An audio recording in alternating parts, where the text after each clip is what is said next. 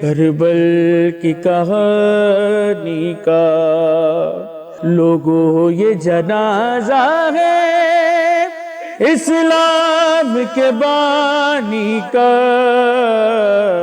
آغاز ہو رہا ہے کربل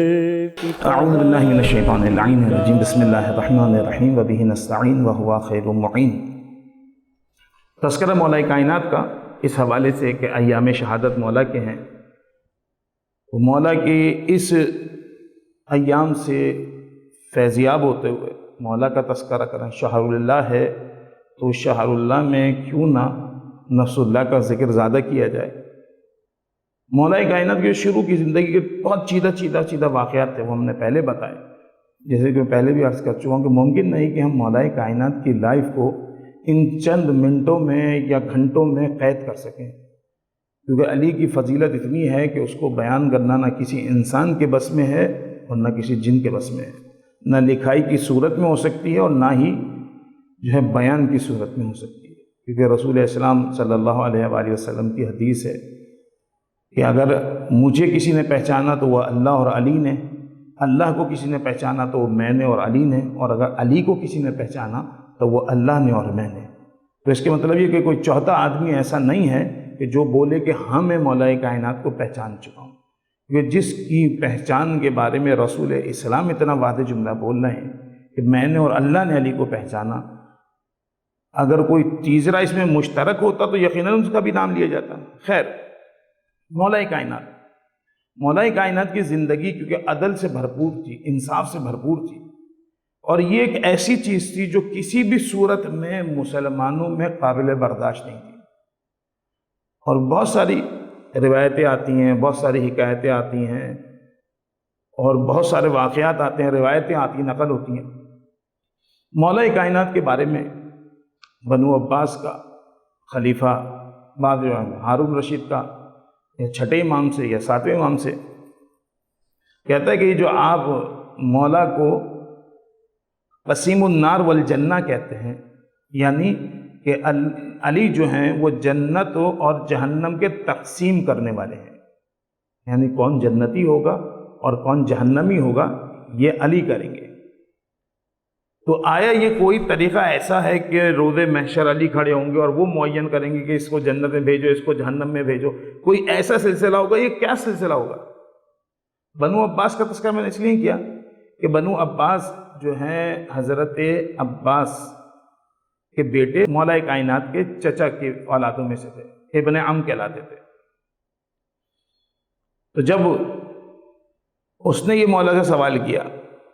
تو مولا نے اسے جواب دیا، کہا یہ بتاؤ کیا تم اس روایت کو مانتے ہو کہ علی سے محبت جو ہے وہ ایمان ہے اور علی سے بغض کینہ جو ہے وہ کفر ہے؟ تو بالکل مانتے ہیں، ہمارے اجداد نے اس روایت کو مسلسل اور تسلسل کے ساتھ نقل کیا ہے۔ تو پھر مولا نے جواب دیا، جب تم اس روایت کو مانتے ہو کہ علی سے بغض و کینہ کفر ہے اور علی سے محبت جو ایمان ہے،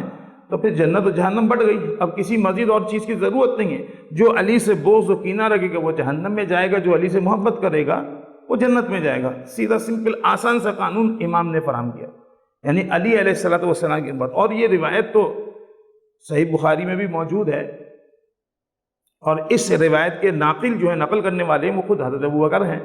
تو ان سے جب پوچھا گیا تو انہوں نے یہی کہا کہ جو بھی پل صراط پہ چڑھے گا شخص، پہلا اس سے سوال مولا کی ولایت کا ہوگا، اور جو علی کی ولایت کا اقرار کرے گا وہ پل صراط پہ چلے گا۔ خیر، کیونکہ میں نے کہا کہ وہ ایک ڈیٹیل بات ہے، پھر اور جب جائیں گے تو باتیں ہمارے جو ہے ٹائم سے زیادہ آؤٹ ہونے لگیں گی، صرف اس لیے کہ مولا کائنات کے بارے میں علی کا بچپن کیسا تھا، رسول کے ساتھ مستقل ساتھ رہنا۔ میں نے کہا نا، جب رسول نے اعلان نبوت کیا تو علی 12 یا 13 یا 14 جو بھی روایت کو مان لیں اس کے حساب سے تھے۔ جو مشہور روایت ہے وہ 12 سال کی، علی 12 سال کے لیے تھے۔ اتنا مشہور واقعہ ذوالعشیرہ کا ہوا، کتنے لوگوں کو دعوت دی گئی، کتنے لوگوں کو آفر کی گئی، جو بھی میری مدد کرے گا وہ میرا وصی، جانشین، خلیفہ، میرا نائب ہوگا۔ لیکن اس وقت نہ رسول اسلام کے پاس کوئی ظاہری حکومت تھی اور نہ کوئی مقام و منصب تھا عوامی عنوان سے، لہٰذا اس وقت سب لوگ گوما گو کی کیفیت میں تھے کہ ان کی حمایت کریں، پورا مکہ مخالف، اگر ان کے پاس چلے آتے ہیں تو مکہ دشمنی کرے گا، ہم کریں گے کیا؟ پہلی پیورٹی تو لوگوں کو یہی تھی، یا پہلا بولیں کہ ان کی یہی تھی کہ اگر ہم یہاں کرتے ہیں مدد تو پھر ہماری کون مدد کرے گا؟ اس 12 سال میں مولا کائنات نے تو مسلمہ حدیثوں میں ہے، یعنی ہماری نہیں، خود اہل سنت کی متواتر حدیثوں میں ہے کہ مولا کائنات نے جو اس وقت 12 یا 13 سال کے تھے کہا انا ناصر یا رسول اللہ، کہ یا رسول اللہ میں آپ کی نصرت کروں گا۔ ایک دفعہ بٹھالا، 2 دفعہ بٹھالا، جب تیسری دفعہ ہوا تو علی کو پاس بلایا اور یہ کہا کہ یہ میرا وصی و میرا جانشین و خلیفہ ہے۔ ایک جگہ نہیں، میں نے کہا کہ شروع سے اسلام اعلان نبوت کے شروع سے لے کے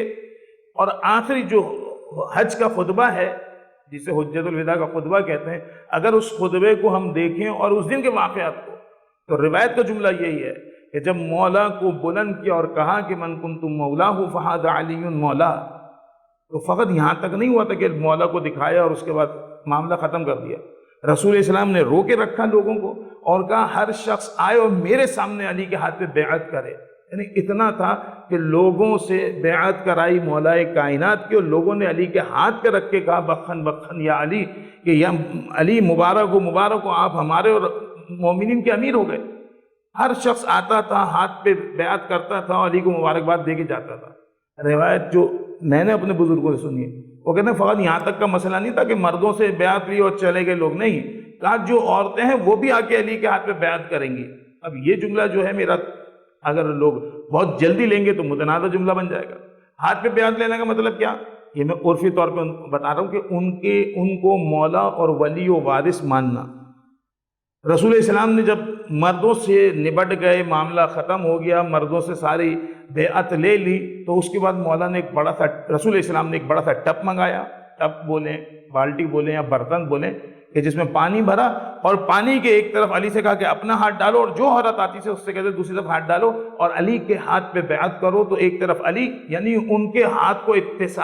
متصل کرنے کے لیے رسول اسلام نے پانی کو ذریعہ بنایا۔ اب پانی پہ یہ بحث ہمارے بزرگان بتا سکتے ہیں کہ اتنی اہمیت کہ پانی کو علی کی ولایت کے لیے استعمال کیا، اور پانی کتنا اہم ہے ہماری اور آپ کی لائف میں وہ ہم سب بہتر جانتے ہیں۔ یعنی اگر ہم اپنی لائف میں سے پانی نکال دیں تو ہماری پھر لائف نہیں بچتی، اور وہ پانی اس بات کا گواہ ہے کہ جتنی بھی اس زمانے میں حجت الوداع کے دن خواتین تھیں، اسی پانی کے ذریعے سے انہوں نے مولا کائنات علیہ السلام کے ہاتھ پہ بیعت کی تھی کہ یا علی مبارک ہو، ہم آپ کو اپنا اور مومنین کا مولا قبول کرتے ہیں۔ لیکن تقریباً 2 ماہ یا 2.5 ماہ بعد رسول خدا اس دنیا سے تشریف لے آتے ہیں، تو وہی معاملات کہ جو علی علیہ السلام کے تھے وہ اتنے زیادہ حالات بگڑتے ہیں۔ میں نے کہا نا کہ میرے پاس نہ الفاظ ہیں اور نہ ہمت و توانائی ہے کہ بیان کر سکوں کہ مولا کائنات نے وہ ایام کس طرح گزارے۔ ایک بڑا عالمیہ ہے جس کے ہاتھ پہ لوگوں نے بیعت کی ہے، اور پانی اور رسول اسلام گواہ ہیں جس کے۔ اور روایت بس میں شہزادی کے مصائب کی روایت ہے، کیونکہ علی کا ذکر ہے، ایام علی کے ہیں، اور علی کی اس زوجہ کا تذکرہ نہ ہو جو علی کا راحت و سکون کا باعث تھی، مولا کائنات کی، یعنی خود مشکل کشا کی کوئی اگر مشکل کشا مانا جائے تو وہ جناب زہرا سلام اللہ علیہا تھی۔ اب مجھے نہیں پتا کہ یہ کون لوگ تھے، یہ کس قسم کے لوگ تھے۔ کہتے ہیں کہ شہزادی اپنے بابا کو یاد کر کے بہت روتی تھی، بہت گریا کرتی تھی۔ تو مسلمان جو تھے مدینے کے، انہوں نے دروازہ کھٹکھٹایا اور کھٹکھٹانے کے بعد کہا کہ یا علی، ایک پیغام ہے، آپ سے بات کرنی ہے۔ کہا کیا؟ کہا یہ کام کرنے کی، یا تو فاطمہ سے بولیں دن میں روئیں یا بولیں رات میں روئیں۔ وہ دن میں روتی ہیں تو ہم کوئی کاروبار نہیں کر پاتے، رات میں روتی ہیں تو زندگی ہماری اجیرن ہو جاتی ہے، ہم سو نہیں پاتے۔ اب مسلمانوں کا بیہیویئر اور ایٹیٹیوڈ علی کے ساتھ، یہ کسی ایسی شخصیت کو کہنا کہ جس کا بابا ابھی دنیا سے گزرے ہوئے چند دن ہوئے ہیں، کوئی جناب فاطمہ تقریباً 95 یا 75 دن بعد تو اس دنیا سے رخصت ہو گئی، یعنی اگر کہا جائے تو چہلم کے کچھ عرصے بعد رسول اسلام کے جناب زہرا چلی جاتی ہیں، مشہور روایت کے مطابق، جو 75 اور 95 جن کو ہم مانتے ہیں۔ اب وہ جو 75 اور 95 دن بعد گزری، وہ ایک علیحدہ بیان کبھی جناب زہرا کے معاملے پہ آگے بیان کریں گے۔ مولا نے کہا کہ کتنا مشکل کام ہے کہ فاطمہ کو یہ کہنا کہ تم اپنے بابا کے بارے میں جو گریہ کرتی ہو، اس سے مسلمانوں کو تکلیف ہوتی ہے، لہذا ایک ٹائم ڈیسائیڈ کرو۔ بہرحال امین تھے مولا کائنات، لوگوں نے پیغام دیا تھا۔ اب وہ مولا نے، مجھے نہیں پتا کہ کس طرح جناب زہرا جیسی دکھی بیٹی سے، یہ روایت تو یہی ہے جو ہمارے پاس ملتی ہے کہ رسول السلام کا جنازہ 3 دن تک رہا، لوگ آتے تھے اور نماز پڑھتے تھے چلے جاتے تھے، لوگ آتے تھے نماز پڑھتے تھے چلے جاتے تھے، اور رسول اس دوران ثقیفہ بنو سعدہ کا معاملات بھی چل رہے تھے۔ آپ سوچیں کسی کی وجہ سے آپ کو جنت ملے، آپ کو سارے اسٹیٹس ملے، اور اس کا جنازہ 3 دن رکھا رہے، اور صرف مومنین آئیں اور اس کے جنازہ پڑھیں چلے جائیں، اور گھر والوں کے ساتھ پرساداری، گھر والوں کے ساتھ پریشانی، گھر والے جو اس جانے والے سے متاثر، اور متاثر بھی کون ہے؟ میں نے کہا نا بار بار جب بھی میں ان واقعات کی طرف آتا ہوں تو بہت سارے واقعات ہمیں پچھلے ریپیٹ کرنے پڑتے ہیں۔ شہزادی کونین کا دروازہ وہ دروازہ تھا جہاں ملک الموت نے آ کے دستک دی تھی کہ شہزادی اجازت ہے تو میں اندر آؤں۔ شہزادی نے نہیں پہچانا کہ آنے والا ملک الموت ہے، تو ہر دفعہ بھگا دیا کرتی تھی کہ نہیں بابا میرے سو رہے ہیں، ابھی میرے بابا آرام کر رہے ہیں، جانتی تکلیف میں تھی۔ کہتے ہیں 3 دفعہ چلا گیا ملک الموت، تو پھر جبرائیل کو بھیجا گیا کہ جبرائیل فاطمہ سے کہو کہ ملک الموت کو اجازت دے دیں۔ یعنی آپ سنیں جناب فاطمہ کے دروازے کا کیا اہمیت تھی، ملک الموت جیسی شخصیت جو کبھی کسی سے کچھ نہیں پوچھتی، کوئی سوال نہیں کرتی، آتی ہے اور روح قبض کر کے چلی جاتی ہے، ہمیں تو پتہ بھی نہیں ہوتا کب روح قبض ہوتی ہے، وہ آ کے فاطمہ کے احترام میں دروازہ کھٹکھٹاتا ہے کہ بغیر اجازت اس دروازے کی جوڑی کو کراس نہیں کروں گا۔ لیکن مسلمانوں نے اتنی جرت کہ کہا کہ یا علی فاطمہ سے کہو دن میں روئیں یا رات میں روئیں۔ تو روایت کا جملہ میں نقل کر رہا ہوں جو میں نے شیخ عباس قمی علیہ رحمہ کی کتاب میں پڑھا ہے کہ بس جب فاطمہ کو جب یہ کہا گیا تو فاطمہ جناب حسنین کریمین کا صبح ہاتھ پکڑتی اور جنت البقیع میں جا کے گریہ کرنے لگتی تھی۔ 1 دن 2 دن 3 دن خیر ٹائم گزرتا گیا۔ کچھ دن بعد، اب یہ میں نے کہا نا کہ 75 اور 95 دن تو ان کی اس دنیا سے رخصت کے ہیں، کچھ دن بعد مولا کائنات دیکھتے ہیں کہ فاطمہ کا جو چہرے کا رنگ ہے نا وہ سخت ہوتا جا رہا ہے، زرد مائل ہوتا جا رہا ہے، سیاہی کی طرف جا رہا ہے۔ تو مولا نے پوچھا فاطمہ یہ کیا مسئلہ ہے کہ تمہارے چہرے کا رنگ یا آپ کے چہرے کا رنگ جو ہے خراب کیوں ہو رہا ہے، ایسا کہ جیسے جھلسا ہوا ہے؟ جناب فاطمہ کا جملہ ہے یا علی جس درخت کے نیچے بیٹھ کے بقیہ میں اپنے بابا کو یاد کر کے روتی تھی، اب مجھے نہیں پتا وہ کون تھے، مسلمانوں نے اس درخت کو بھی کاٹ دیا۔ یہاں شکوہ تھا کہ دن میں نہیں روئیں یا رات میں نہیں روئیں، اب وہاں جا کے روتی تھی، تو کیا ایسی پریشانی تھی لوگوں کی کہ اس درخت کو کاٹ دیا جس درخت کے نیچے فاطمہ گریہ کرتی تھی۔ اس کے بعد مولا کائنات نے ایک کمرہ، ایک حجرہ بنا کے دیا جس کو بیت الحسن کہتے ہیں۔ اب کوئی سوچے علی کی جگہ آ کے کتنا محترم خاندان، کتنا محترم گھرانہ، کتنی محترم بیوی، کتنا محترم سسر، اس کے باوجود مسلمانوں کا وہ رویہ، یعنی کہ مصائب و سخت اذیت کہ جس بیٹی کا باپ چلا جائے اس سے یہ کی جائے، اور ایسے میں مولا کائنات کا فقط اپنا نہیں جتنے بھی مومنین تھے ان کی معاونت کرنا، ان کی مددگاری کرنا، ان کی پریشانیوں کو دور کرنا، یہ علی کی زندگی کا ایک حصہ تھا جو تا دم مرگ جاری رہا۔ انشاءاللہ وہ ہم آپ کو بالکل آخری ایپیسوڈ میں بتائیں گے کہ مولا نے اس طریقے کو جو ہے آخری وقت تک کیسے جاری رکھا۔ انشاءاللہ پھر ہم بریک کے بعد آئیں گے اور اس کے بعد دوبارہ بات کریں گے۔ جب تک کے لیے السلام علیکم ورحمۃ اللہ وبرکاتہ۔ ہو رہا ہے کربل کی کہانی کا، لوگوں یہ جنازہ ہے اسلام کے بانی کا، آغاز ہو رہا ہے، آغاز ہو رہا ہے کربل کی کہانی کا، لوگوں یہ جنازہ ہے اسلام کے بانی کا، آغاز ہو رہا ہے کربل۔ بسم اللہ الرحمن الرحیم وبہ نستعین وہو خیر المعین۔ تھوڑی سی دیر کے لیے ہم آپ کے بریک کی وجہ سے ہٹے تھے، دوبارہ اپنے اس موضوع پہ۔ اچھا، میں نے اس میں لوگ حسن سے شک کر سکتے ہیں کہ میں نے مولا کی جنگیں نہیں پڑھی، مولا کے وہ چیزیں نہیں بتائیں، لیکن مجھے یقین ہے 100% کہ اس سے زیادہ یقین ہے کہ خیبر و خندق و احد و بدر یہ ہیں ہی ساری فضیلتیں علی کی۔ بلکہ اکثر تو میں اپنے سامعین سے ایک بات خود کہتا ہوں کہ ہمیں تو پتہ تو چلے کہ علی کے علاوہ کسی اور نے کوئی جنگ میں بندہ مارا ہو تو چلو ہم اس جنگ کو بیان کریں، یعنی اسلام کی جتنی جنگیں ہوئی ہیں کوئی بھی جنگ ہو علی ابن ابی طالب کے بغیر وہ کامیاب نہیں ہو سکی۔ اس میں کوششیں اور بہت ساری ہوئیں، بہت ساری چیزیں میں نے کہا نا بیان کرتے ہوئے زبان پہ آتے رک جاتی ہیں۔ یہ بھی علی کے ساتھ بڑا المیہ ہے کہ آج بھی ہم علی کے ان تمام چیزوں کو بیان کرتے ہوئے ایک دفعہ آ کے رک جاتے ہیں، صرف اس لیے کہ بہت سارے مسائل ہیں، بہت ساری مشکلات ہیں۔ بہرحال میں نے کہا نا میں تذکرہ نہیں کروں گا، وہ تو آپ پہلے دیکھ چکے ہوں گے۔ علی ابن ابی طالب کون ہیں؟ رسول اسلام کے داماد، جناب زہرا کے شوہر، لیکن تکلیفیں کتنی ہیں، اور یہ ساری تکلیفیں کبھی مولا کو جنگ میں نہیں ملی کہ جنگ کرتے ہوئے مولا کو، ہاں جسمانی ضرور تکلیف ہوئی ہے کہ مولا کی کہیں ضربت لگ گئی تو کہیں کوئی زخم آ گیا ہوا، یا کہیں جنگ میں مولا کی تلواریں ٹوٹتی رہیں، یہ تو ہوا ہوگا،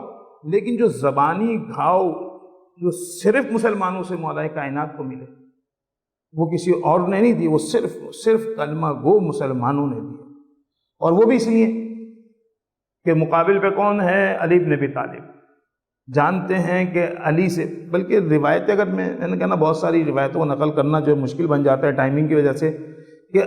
رسول اسلام پہ اعتراض ہوتا تھا کہ یا رسول اللہ یہ کیا ہر وقت علی علی علی کرتے رہتے ہیں، کبھی دوسروں کو بھی موقع دیا کریں یا کبھی دوسروں کا بھی تذکرہ کیا کریں۔ تو جو مشہور روایت ہے، میں نے کہا نا میں جنگ کو نہیں پڑھوں گا، وہ خیبر کی روایت ہے، اور کیونکہ ہمارے بزرگوں نے اس کو نقل کیا ہے، اور مرزا اطہر حسن صاحب ہوں یا مرزا علامہ اظہر حسن زیدی صاحب ہوں، یہ جیسے لوگ ہیں، ان لوگوں نے اس روایت کو بہت پڑھا ہے۔ وہ کہتے ہیں کہ اللہ نے بھی ارادہ کیا کہ اپنے ولی پہ سے اس الزام کو کہ میرا جو رسول ہے ہر وقت علی علی پکارتا رہتا ہے، اس الزام کو دور کروں گا۔ جب جنگ خیبر ہوئی تو مولا کائنات کو جو ہے آشوب چشم آیا، تکلیف ہوئی آنکھوں میں، ایسے کہ نظر نہیں آتا تھا، تو لہذا روک لیا، ساخت ہو گیا جنگ۔ حضرت رسول اسلام نہ علی کو لے کے گئے اور نہ ہی علی کو بلایا گیا، اور پھر اس کے بعد مشہور روایت ہے کہ خیبر پہ جو ہے مسلمان جا کے بیٹھے تو تقریباً 39 دن مسلمان حملوں پہ حملے کرتے رہے، لیکن خیبر کا دروازہ کسی سے نہ کھڑنا تو بہت دور کی بات ہے، وہاں تک پہنچنا مسلمانوں کے لیے مصیبت تھا۔ اب ایسے میں یہ وہی سوچ سکتا ہے جو سپہ سالار ہو، اس کو اندازہ ہوگا کہ کسی فوج کا سپہ سالار بیٹھا ہے اور اس کے جو ہے سپاہی حملے کرتے ہیں لیکن ناکام ہو کے واپسی آ جاتے ہیں، اور 39 دن بیٹھے رہتے ہیں، یا جو بھی آپ روایت جس کی ماننے اس کے مطابق بیٹھے رہتے ہیں۔ بلکہ بعض جگہ تو مورخین نے علی سے اتنا بغض و عداوت اور کینے کا اظہار کیا ہے کہ میں نام نہیں لے رہا، بعض مورخین کا جنہیں نقل کیا ہے کہ اگر علی نے وہ در خیبر اکھاڑا تھا، وہ اتنا بھاری اور اتنا مشکل کوئی تھا، وہ تو کوئی بھی کر سکتا تھا، تو ہم کہتے ہیں ٹھیک ہے جی بسم اللہ، بہت ہلکا تھا، بہت آسان تھا، لیکن اتنے دن رسول کیوں بیٹھے تھے جو اتنا ہلکا دروازہ تھا، اتنا آسان؟ اکثر موقعوں پہ یہ دیکھا گیا ہے، چاہے جنگ خیبر ہو، چاہے جنگ خندق ہو، پہلے تو سب پہ سکتہ طاری ہوتا تھا، لیکن جب علی مار کے آ جاتے تھے تو لوگ اس کے بعد جو ہے اس فضیلت کو گھٹانے کے لیے مختلف الزامات لگایا کرتے تھے۔ مثلا جیسے میں نے کہا خیبر کے اندر اس چیز کے اوپر تہمت باندھنا کہ وہ دروازہ اتنا بھاری دروازہ کوئی تھا۔ اب میں نے کہا نا میں نام نہیں لینا چاہتا ان لوگوں کے کہ جنہوں نے اس تاریخ کے اندر علی سے بغض و کینے اور عداوت کا اظہار کیا ہے، یا جنگ خندق کے اندر علی کے بارے میں کہا کہ وہ اتنا بوڑھا آدمی تھا، پاؤں میں اس کے راشا تھا، ہاتھوں میں لرزہ آتا تھا، اگر وہ علی کے ہاتھوں مر گیا تو کیا کمال ہوا، اس بڈھے کو تو کوئی بھی مار سکتا تھا۔ تو جب وہ خندق کراس کر کے آیا تھا تب وہ بڈھا کیوں اتنا لوگوں کو جوان دکھتا تھا؟ یہ علامہ مرزا اطہر صاحب کہتے ہیں کہ اس وقت اتنا سائلنٹ تھا، جسے کہتے ہیں پن ڈراپ سائلنٹ، کہ آج کے زمانے میں کوئی سوئی پھینکی جائے تو اس کی آواز گونجے گی، اتنا عالم تھا۔ اور رسول اسلام کو مجبوراً ایک جملہ کہنا پڑا کہ من لہذا القلب، کہ کون ہے جو اس کتے کو خاموش کرائے گا؟ جو وہ آ کے رسول خدا کے خیمے میں اپنا نیزہ مارتا تو کہتا تھا محمد آؤ، یا شہادت لے لو یا مجھے مار دو، دونوں صورتوں میں تمہیں جنت ملے گی۔ اور پھر رسول اسلام نے من لہذا القلب کہا تو پھر مولا کائنات جنگ خندق کے اندر آتے ہیں۔ اسی طرح خیبر کے اندر آشوب چشم، تو مولا کائنات گھر بیٹھتے ہیں، وہی مسلمانوں کا عالم۔ اور اس وقت جو ہماری یہاں کی روایت کے مطابق نادی علی کی جو حدیث قدسی آتی ہے اور اس کو پیغمبر بتاتے ہیں اور پھر مولا کائنات کو لایا جاتا ہے تو ان کی آنکھیں سوجی ہوتی ہیں، اپنے لعاب دہن سے ان کی آنکھوں کو صحت دیتے ہیں یا بولیں شفا دیتے ہیں، اور اس کے بعد مولا کا جنگ میں جانا اور کامیابی حاصل کرنا۔ یعنی اگر آپ کہیں کہ مولا کائنات کی جنگوں میں فتح اتنی کمال کی نہیں ہے جتنی مولا کی رسول اسلام کے بعد جانے کے، اس دنیا سے گزرنے کے بعد جو مولا کائنات نے اسلام کو بچایا وہ ان جنگوں سے زیادہ تکلیف دہ عمل تھا۔ کیوں کہ وہاں صرف یہ الزام لگتا تھا کہ سامنے آنے والا کوئی دادا بہادر نہیں تھا، یہاں جو الزام لگتا تھا وہ مولا کائنات کے کردار پہ تہمت لگتی تھی، الزام لگتا تھا، گھر پہ دستک دی جاتی تھی، فاطمہ کو رونے سے روکا جاتا تھا۔ یہ سب کون کرتا تھا؟ ایسے میں کھڑے ہو کے اسلام کی مدد کرنا، اسلام کو بچانا۔ بہت مشہور واقعہ ہے، واقعہ کیا چند جملے ہیں، بہرحال اب یہ حدیث ہے یا کیا ہے مجھے نہیں پتا، علماء کیونکہ ذاکرین نقل کرتے ہیں، میں اس حوالے سے کر رہا ہوں کہ جب مولا کائنات کی ظاہری حکومت آئی تو بہت پرآشوب زمانہ تھا، تو کسی نے پوچھ لیا یا علی اس سے پہلے جو 3 خلافتیں گزری ان میں یہ معاملات نہیں تھے، اور اب آپ کی خلافت آئی جو آج بھی مسلمان کرتے ہیں تو یہ معاملات ہیں کہ ہر جگہ سے جو ہے لڑائی جھگڑا جنگیں مسلسل بغاوتیں ہو رہی ہیں، کیوں؟ تو مولا نے اتنا بہترین، جس نے بھی وہ جواب نقل کیا ہے، میں اس کی نقل کفر نباشت والی بات کر رہا ہوں خود، کیونکہ اب کوئی شرعی مسئلہ ہے جس کی وجہ سے میں اس کو ڈائریکٹلی جملے کو منسوب نہیں کر سکتا۔ تو کہتے ہیں کہ مولا نے اس وقت ایک جملہ کہا کہ جب وہ لوگ خلیفہ تھے تو ان کا مشیر میں تھا، اب آج میں خلیفہ ہوں تو میرے مشیر تم ہو۔ کہ یہ مشیروں کا نتیجہ ہوتا ہے کہ جو اس طرح کے معاملات ہوتے ہیں، اگر کوئی شخص، جس طرح مولا کا جملہ ہے کہ کفر سے جنگ جو ہے حکومت چل سکتی ہے، ظلم سے نہیں چل سکتی، یعنی کوئی کافر رہ کے حکومت کرے کر سکتا ہے، لیکن کوئی ظالم بن کے حکومت کرے گا تو بہت کم تعداد میں بہت کم ٹائم پیریڈ میں اس کے حکومت کا تختہ پلٹ جائے گا، صرف اس لیے کہ ظلم سے حکومت نہیں چل سکتی۔ تو مولا کائنات نے بڑا پیارا جواب دیا کہ میں ان کا مشیر تھا، تم میرے مشیر ہو۔ یہ نتیجہ مشیروں کا ہے کہ جو پیچھے سے کرتے ہیں۔ اور بہت مشہور روایتیں میں نے کہا نا کہ مولا کائنات نے آخر کار جو ہے کوفے کو اپنا دارالخلافہ کیوں بنایا، مدینے سے ہٹا کے کوفے آنا، کوفے میں پھر معاملات،